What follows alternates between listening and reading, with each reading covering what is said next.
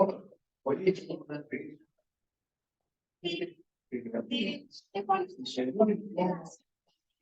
historia, según que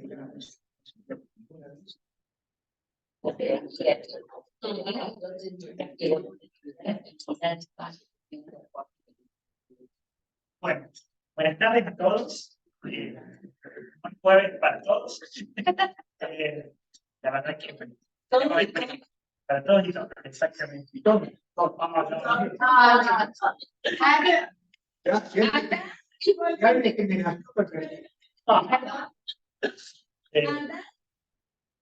así que bueno, un gusto que hoy estén aquí. Bueno, tenemos la segunda edición del Jueves del Encuentro, ¿sí? Tenemos dos más por delante. El 9 de noviembre tenemos un coloquio sobre minoridad y justicia penal a cargo del doctor José González, del Solar. Acá Federico me pasó los datos. Y el 23 de noviembre tenemos otro tema más, se va a desarrollar otra jornada más sobre pobreza e ingreso universal a cargo del doctor Ricardo Andrés Torres, ¿sí? Eso para tener en cuenta los próximos días. Así que gracias por venir a todos. Bueno, iniciamos la jornada de hoy, ¿sí? El título es de la degradación al renacimiento, a cargo del doctor Carlos Vargas, es abogado, especialista en administración pública y tiene una extensa trayectoria en la gestión. Así que bueno, con gusto que recibamos con un aplauso. Ya. Gracias. Buenas tardes, gracias por su presencia y también gracias al encuentro vecinal que me permite poder venir a charlar un poco con ustedes y a transmitir unas inquietudes que en mi opinión merecen ser siempre tenidas en cuenta por las personas que tarde o temprano tienen que ser ciudadanos de la Argentina. El tema que voy a abordar aparentemente significa nada más y nada menos que una retrospectiva hacia décadas pasadas, porque hoy en día nosotros, angustiados por los medios de información, vemos cómo nos viven planteando la problemática económica de la Argentina, referida y relacionada pura y exclusivamente a la inflación, al déficit fiscal, a la corrupción, y empezamos con que aparece como que se encuentra en el análisis solamente el aspecto económico, y hay algo que resulta sorprendente. Si nosotros vemos qué es la maestra de la vida y del desarrollo, no es otra que la historia. O sea, si yo temporalmente circunscribo tiempos de análisis solamente a una gestión de gobierno, ¿no será que estoy borrando la historia? ¿No será que estoy eliminando el pasado para saber cuáles fueron las causas que me han llevado a este estado de situación actual? En ese sentido, si yo hago una retrospectiva y me retorno a las épocas en que yo he participado activamente en esta vida, y es precisamente a partir de la fines de la década del 50, prácticamente del 60, serían casi 60 años en los cuales he participado y he convivido con distintas situaciones. Causa espanto ver cómo hemos caído, porque caer implica que uno ha estado en una posición. Argentina, 60 años atrás, tenía una posición económica, política y social y cultural muy distinta a la que hoy se nos ha presentado y se nos muestra diariamente. Efectivamente, a los que les gustan los porcentajes, en aquella época, ¿no es cierto?, la inflación y el índice de pobreza eran bajísimos y el índice de pobreza no llegaba a un dígito, era cerca del 5%. Las universidades todavía gozaban de alto prestigio internacional. Las instituciones todavía no habían sido denunciadas como corruptas. Me refiero en ese momento a las instituciones públicas. Después vamos a hablar también de las instituciones privadas, porque no son extrañas o ajenas a este estado de cosas que nosotros estamos viviendo. En ese sentido, hay gente que ha dicho, sostenido, pensadores y analistas, que desde el punto de vista económico, que la problemática surge precisamente desde el punto de vista económico ya que Argentina ha tenido una política económica disruptiva y en el sentido de que no ha tenido un rumbo congruente y no errático. En ese sentido, podemos analizar la economía, pero también surge otro problema que es el de las instituciones, la debilidad de las instituciones argentinas y aparece otro factor más, en mi opinión, que es la participación de los actores civiles en la sociedad argentina. Dentro de cada uno de estos segmentos va a haber subcategorizaciones o va a haber situaciones que también van a merecer el análisis y la comparación. Para comenzar, me voy a referir al aspecto económico, que no implica que tenga una supremacía, porque tarde después voy a explicar cuál es mi posición al respecto. ¿No es cierto? Sino que meramente para poder hacer el análisis, para llegar a la conclusión que es la posibilidad del renacimiento de Argentina. Económicamente, Argentina, de la década de 60 años a esta parte, se ha manejado políticamente y económicamente, y no voy a dar nombres de los actores económicos, los conductores de economistas que han estado al frente, sino de las políticas económicas asumidas. En ese sentido, vemos que a partir de 1958, prácticamente que es cuando asume por primera vez un gobierno democrático, después de la asonada de 1955, asume este gobierno, el primer gobierno democrático, lamentablemente con la primera deuda histórica argentina. El gobierno de facto había firmado por primera vez el ingreso de Argentina al Tratado de Bretton Woods. ¿Para qué ingresó Argentina? Todavía hay una incógnita porque lo único que se sabe a ciencia cierta es que hubo un ingreso y un préstamo de alrededor de 700 millones.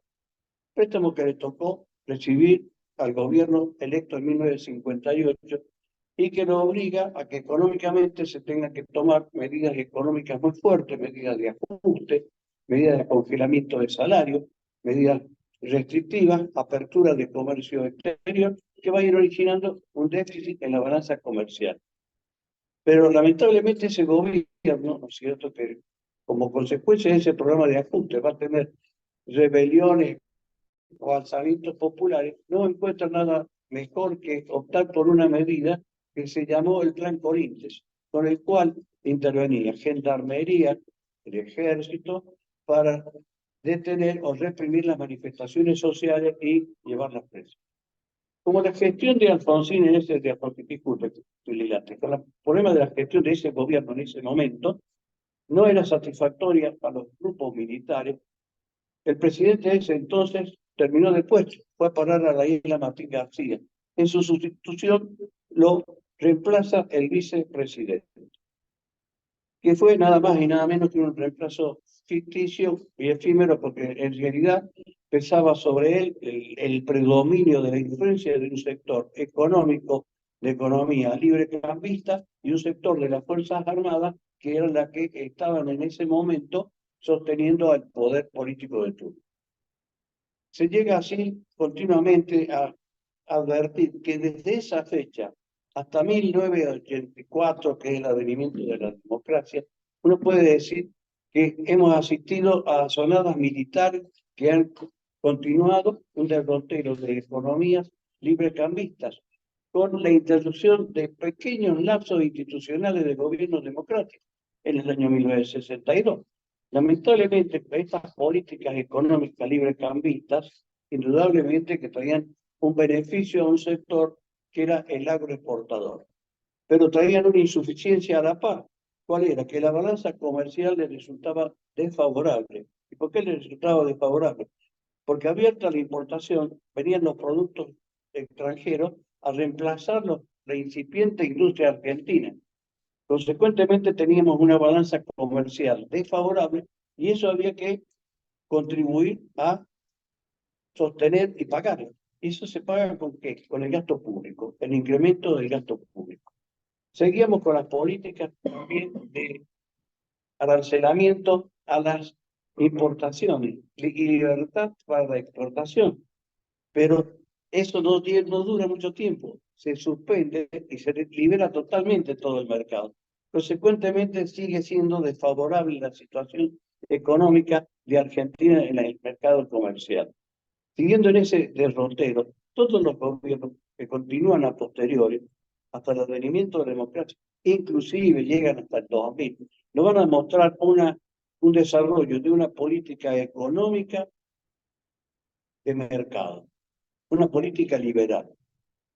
Lamentablemente, en todo ese periodo lo único que vamos a encontrar, ¿no es cierto?, es mercado libre para las importaciones, poco desarrollo del sector local, poco desarrollo de la industria, no había inversiones, envilecimiento de la moneda, déficit fiscal, déficit de la balanza comercial, y todo esto traía perjuicios no solo a la industria nacional, sino también trajo graves perjuicios a las economías regionales, que terminaron agobiadas y agotadas, no encontrando sustitutos para poder salir de esas situaciones, buscaron otra herramienta que es el aparato fiscal, o sea, aumentar las bases, los impuestos para poder lograr satisfacer las necesidades.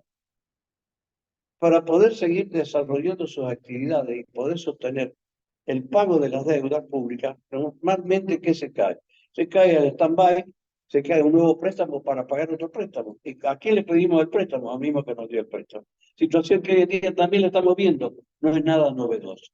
Por eso es que digo, si yo pretendo analizar la situación argentina solamente con lo de ahora y estoy borrando el pasado, no voy a darme cuenta que estamos repitiendo lo que ha acontecido décadas atrás. O sea, no tenemos nada nuevo puesto sobre la mesa. Una economía reguladora que aparece en este siglo recién, de los 60 años que estoy hablando, y economías que no regulaban, que dejaban libre mercado, que nos llevaron precisamente a toda una situación de desprotección y de falta de desarrollo de la industria. Pero hay acá algo sorprendente. En este esquema, ¿no es cierto?, en este esquema de asonadas militares ha habido proscripciones, ha habido derogación de leyes, ha habido persecuciones, anulación de elecciones. Hemos desmembrado la República, excluimos a un poder, excluimos al poder legislativo, solamente dejamos en acción al poder judicial.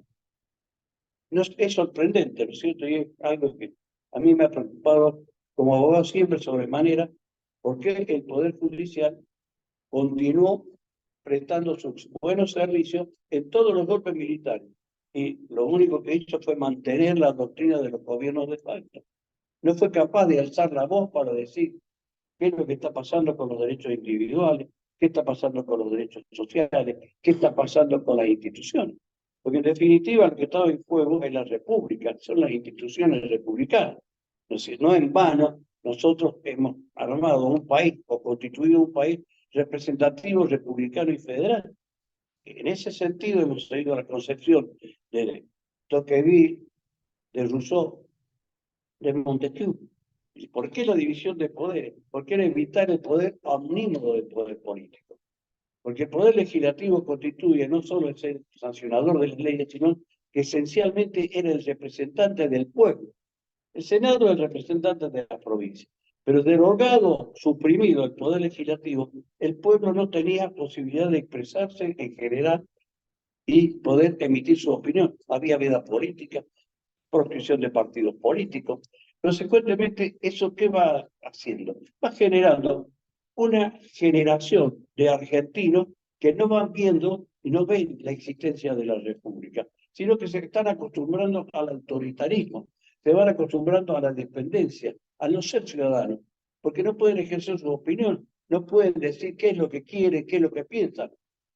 También fue partícipe, aunque parezca mentira, la prensa en ese momento. Y la prensa en ese momento también tiene que ser independiente de todo eso. ¿Cuándo habla la prensa? Y normalmente cuando el sector dominante, que era el sector agrícola ganadero, veía perjudicada su situación económica por las coyunturas internacionales. Entonces eso va originando también, como consecuencia, que cada tanto se vayan reemplazando los representantes o los funcionarios a cargo del Ministerio de Economía. Por eso uno ve en el derrotero nombres que se van repitiendo en la historia, pero que están apareciendo durante los gobiernos de distintos presidentes. Esto también trae secuelas impresionantes en la pérdida de trabajo, en que se va generando o creando una sociedad atípica, una sociedad asimétrica. Por un lado estaban los que trabajaban, por otro lado los que no trabajaban, y que es un aspecto que dentro o más adelante lo voy a explicitar mejor, pero va siendo suficiente advertir que ya empieza a existir otro tipo de sociedad distinta a la sociedad formal. Pero acá hay otras cosas paradoxales durante este periodo de gobierno. Lo paradojal fue el proteccionismo y la ley de compra nacional, ¿no es cierto? Que es una de las causas que genera una capitalización importante en su momento de cierto sector de la industria. Pero ese compra nacional, esa defensa del sector industrial, no fue una direccionada hacia el progreso, fue direccionada hacia intereses de desarrollo del país. No, fue direccionada en forma genérica, sin exigencia, sin exigirle al beneficiario lo que debía hacer, que debía desarrollarse, que debía progresar, que debía reinvertir. Por el contrario, fue sin exigencia alguna. Eso es también otro elemento que hace al daño y a la degradación del ciudadano argentino, porque al no poder desarrollar, no poder captar mano de obra, ya que el crecimiento demográfico estaba demandando fuentes de trabajo, estos señores industriales prebendarios del poder político no incrementaban las fábricas, no incrementaban los medios de producción, consecuentemente sus réditos, sus ganancias empezaban con la fuga de capital.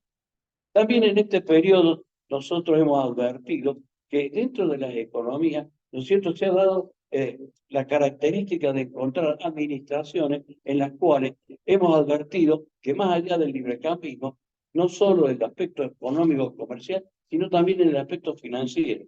Hubo gestiones en las cuales uno puede observar o advertir que aparece lo que se llamó en su momento la tablita, ¿no es cierto?, la época de la plata dulce, y que parece que también se ha olvidado en los análisis económicos para decir cómo es el problema financiero y de especulación acá en la Argentina, que es algo que es una incógnita a preguntarse para más adelante.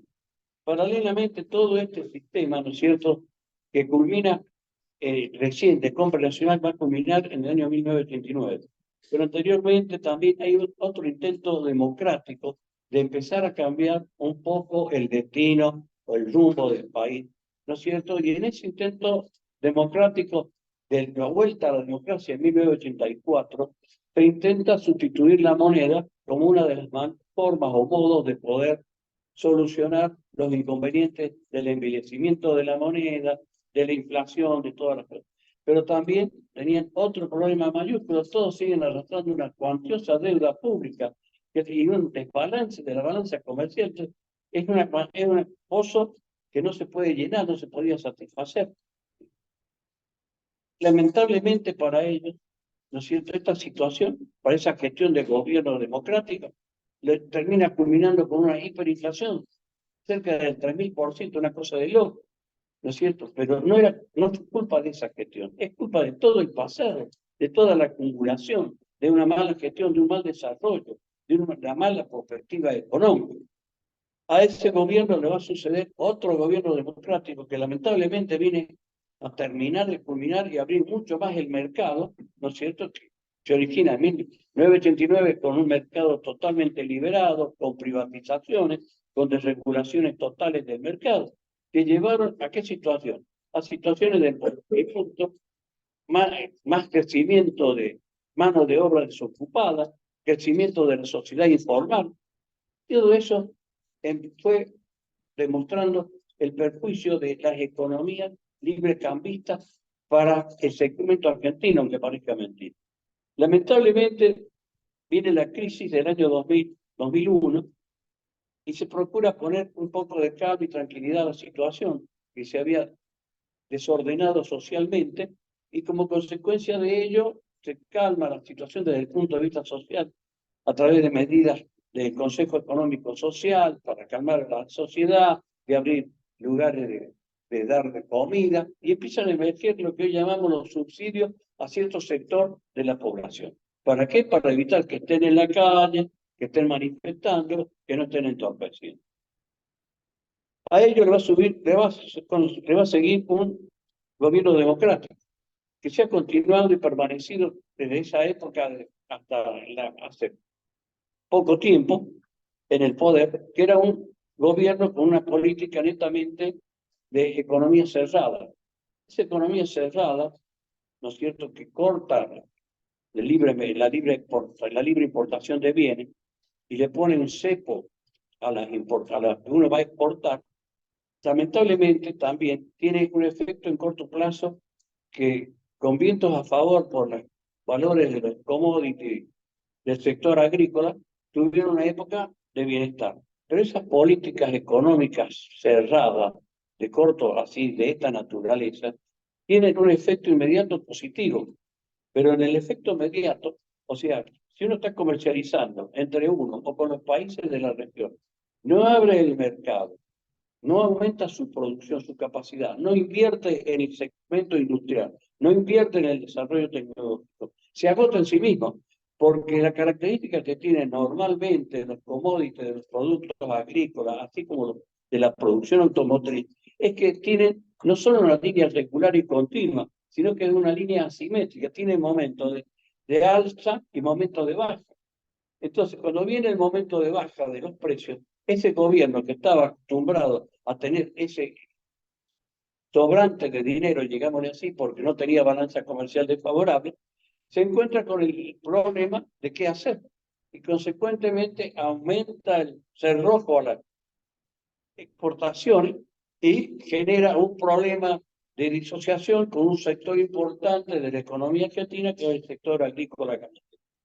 En ese segmento también nacen y viven segmentos que han sido prebendarios de los gobiernos de turno. Porque si uno ve y dice, las asonadas militares acaecieron porque sí o porque hay las apoyó.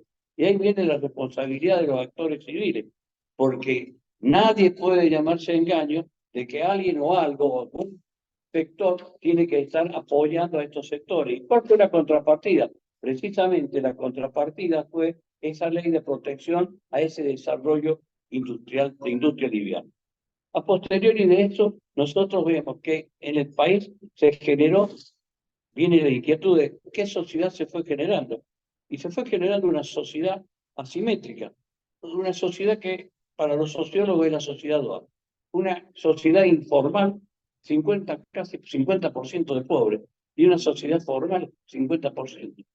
Esas dos sociedades tienen unas características asimétricas, totalmente diferentes. Una es independiente y la otra sociedad es dependiente.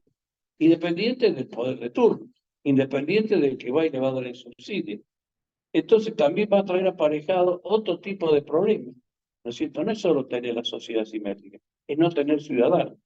No tener ciudadanos independientes. Del otro lado, del 50% de la sociedad formal podemos tener ciudadanos, porque son seres independientes. De este lado vamos a tener ciudadanos, pero ciudadanos dependientes. Dependientes porque tienen que satisfacer sus necesidades. Y al no tener trabajo, al no haberse desarrollado una cultura del trabajo, viven de la mano del político que ya se dio cuenta que existe un sector de la sociedad que lo puede cooptar mediante subsidios, mediante dádivas, lo que fuera. Vale decir que eso también va llevando a otro tipo de situación. La carencia del ciudadano, ¿qué genera? Si no hay ciudadanos, si hay copartícipe de asonadas militares, hemos ido generando un país de una sociedad débil. ¿Por qué una sociedad débil? Porque la sociedad es débil porque se ha prestado a las asonadas militares, está subordinada a las dádivas, a los subsidios. Entonces esa sociedad débil no tiene instituciones fuertes. Las instituciones no van a ser fuertes, porque esas instituciones ya han perdido idoneidad y probidad. Porque otro de los males que trae aparejado este tipo de problemática es el problema de la corrupción. Penetra la corrupción. Porque yo para llegar a algo durante 20 años, yo he tenido que transar, me he visto obligado a pedir favores, en lugar de concursar, nombrarme de favor, en lugar de entrar por concurso al empleo público, no entraba por concurso. Y así se ha ido generando en todos los órdenes una corrupción. Porque la corrupción no es que solo vaya a obtener un beneficio económico para mí, voy a obtener un beneficio no solo económico, voy a tener un beneficio para terceros, voy a ver corrupción cuando le pido que me aprueben el examen a un amigo, cuando a mi hijo lo favorezcan en algo. Son modos de corrupción en los cuales también van a ir demostrando el porqué de la debilidad de la institución.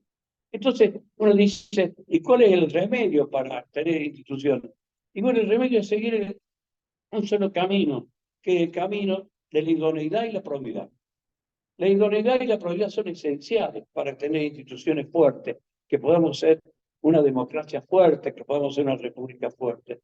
Porque, ¿qué implica la idoneidad? Hoy en día, para ser legislador, con todo respeto, ¿qué me exige? En el caso de diputado, años de edad, ciudadanía, ser nativo del lugar, para ser senador que tenga una renta fuerte, tantos años de edad y tantas otras cosas. Y la idoneidad no se exige a nadie. Y la probidad, entonces, la probidad es muy importante porque uno se pregunta, ¿y la probidad qué es lo que significa? La probidad significa honradez, honorabilidad, rectitud, valores morales, principios, valores éticos. Y eso no desapareció, pero sí hay una ley de ética y hay una ley de ética, pero resulta ser que nadie la observa, nadie la cumple, no se le exige. La idoneidad técnica se exige para usted poder ingresar a algún lugar de trabajo, le piden idoneidad. Si va al sector privado, le van a decir, ¿qué sabe? ¿Sabe hacer esto? ¿Sabe hacer? Si no, no entra.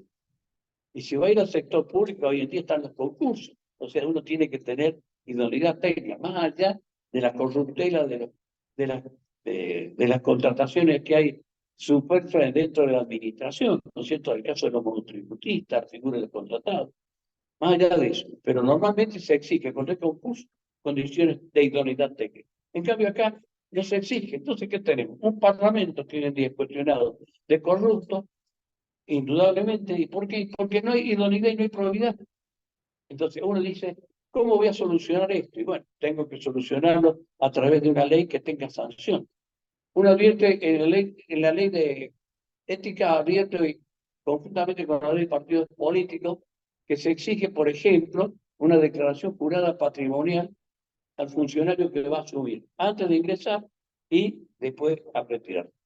Pero si no la presento, o si estoy engañando, o si estoy omitiendo fundamentarla con documentación fehaciente, nadie me va a castigar. Entonces, ¿para qué sirve? Entonces, todo eso va apareciendo como legislaciones que se hacen a favor del legislador y no a favor de la comunidad, no a favor del bien común. Porque todo lo que queremos es tener un poder legislativo eficiente, eficaz, pero que trabaje para el bien común, no que trabaje para el interés espurio de sectores o de los gobernantes de turno. Entonces, es necesario tomar el camino de luchar contra la corrupción, porque es corrupto aquel que por omisión permite, por ejemplo, que se ocupen terrenos que no son de ellos indebidamente, como está pasando, y como funcionario no hago nada, no digo nada, o como legislador no digo nada, al contrario, sacamos dispositivos legales medio raros en los cuales decimos, no, los pueblos originarios, pero nadie puede ser dueño de lo que no poseyó con anterioridad porque eran erráticos. Entonces, pero nadie abrió la boca, nadie dijo nada. Consecuentemente, uno se encuentra con esta situación económica, social, política, con instituciones débiles, con problemas de corrupción, con esta sociedad dual. Y uno pregunta, ¿cómo se puede salir de este estado de cosas? ¿Cómo podemos revertir esta situación? Y en primer lugar, porque es que uno tiene que pensar que tiene que fortalecer el ciudadano, recuperar al ciudadano. Ahora, ¿cómo recuperamos al ciudadano? Entonces, el interrogante es, ¿qué medio me valgo para recuperar al ciudadano? Y yo creo que el tema pasa por la revolución en la educación.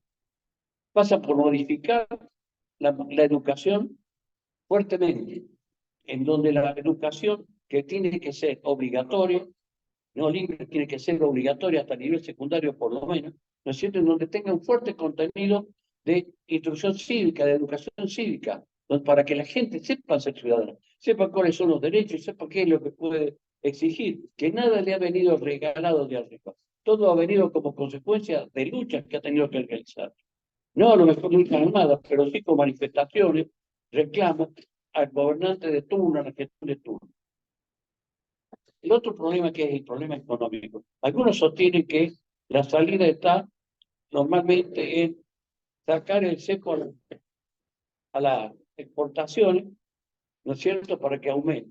Pero vuelvo a repetir, el consumo externo tiene un punto en el cual cierra la compra de esa mercancía. Indudablemente que es muy fuerte el segmento agrícola en la Argentina.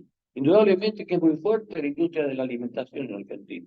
Pero eso solo no basta, porque eso estaríamos beneficiando solamente a un sector y estaríamos de nuevo preguntándonos, ¿y cómo hacemos con la desocupación? ¿Qué incrementamos con la desocupación? No incrementamos nada. Entonces, otros dicen, no, que encontremos la solución en la exportación de minerales y la exportación en el petróleo. Bueno, pero ¿y si aparecen elementos sustitutivos no degradables que no y que no son, son renovables? Entonces, ¿qué hacemos? Yo creo que por ahí no puede ir el camino. Me da la impresión.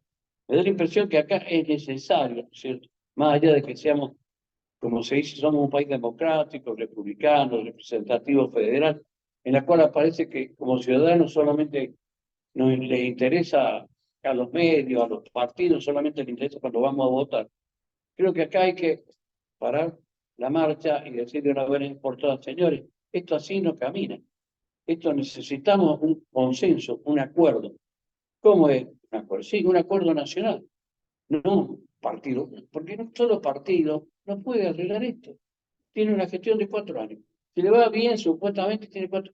Pero ¿qué no estamos generando ciudadanos? Es porque le vaya bien. Estamos, a la resulta, si algo le sale bien, necesito. No, acá hace falta un gran acuerdo nacional.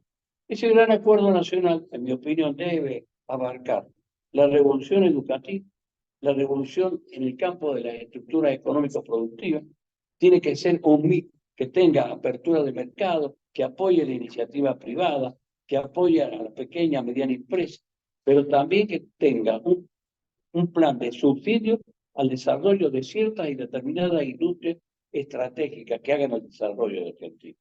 Una economía solamente libre, de mercado libre, no nos sirve para nada.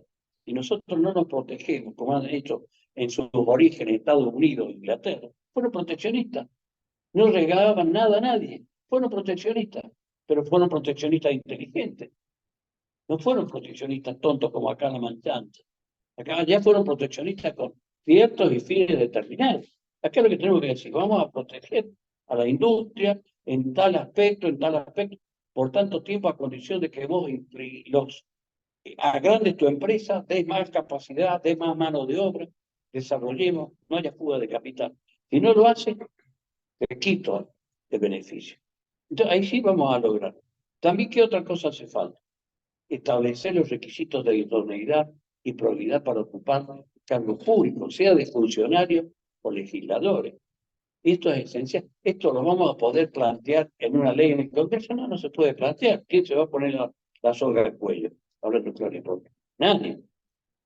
Nadie se va a hacer eso. Entonces, ¿qué es lo que tenemos que hacer? Un acuerdo nacional donde participen todos los partidos políticos republicanos representativos, los centros vecinales, centros barriales, la iglesia, no la iglesia solo católica, todas las iglesias en su conjunto, y de ahí hacer el acuerdo nacional de un plan, un proyecto nacional, no de corto plazo, de largo plazo, que sea móvil, no que sea estático, porque hay que irse apuntando a los paradigmas que en el mundo se van presentando, pero por lo menos que tengamos ese gran acuerdo para poder nosotros, en ese gran acuerdo, tener políticas de Estado, que lo básico no sea móvil, no venga Juan de los Palotes el día de mañana y diga, no, no estoy de acuerdo con esto, pero no, lo mínimo no se toca. Vos podés mejorar, podés incorporar, podés hacer tal cosa, pero de esta estructura básica no te podés salir.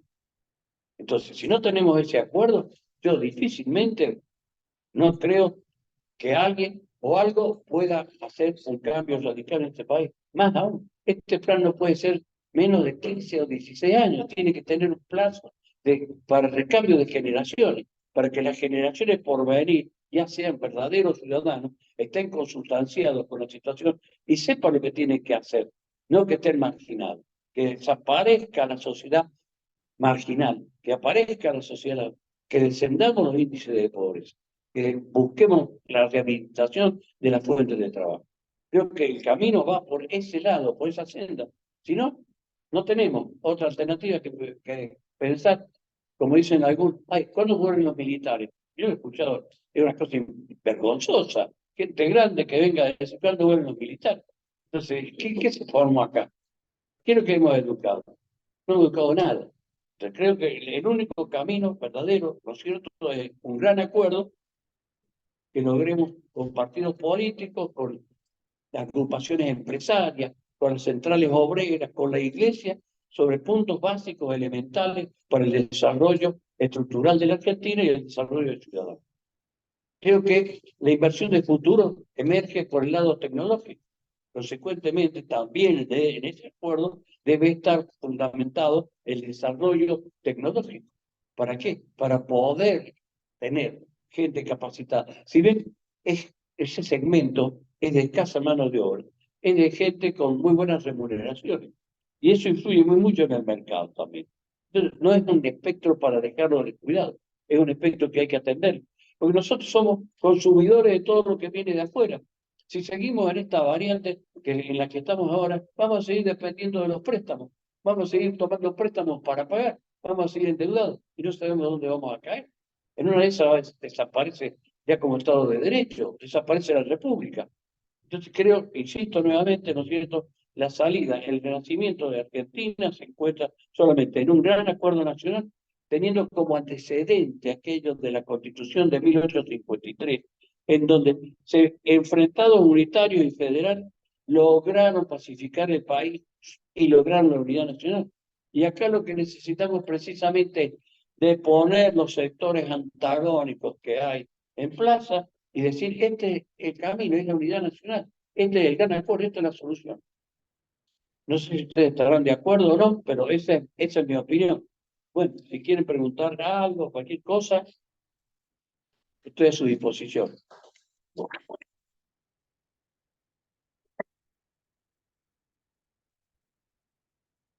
Quiero hacer una pregunta.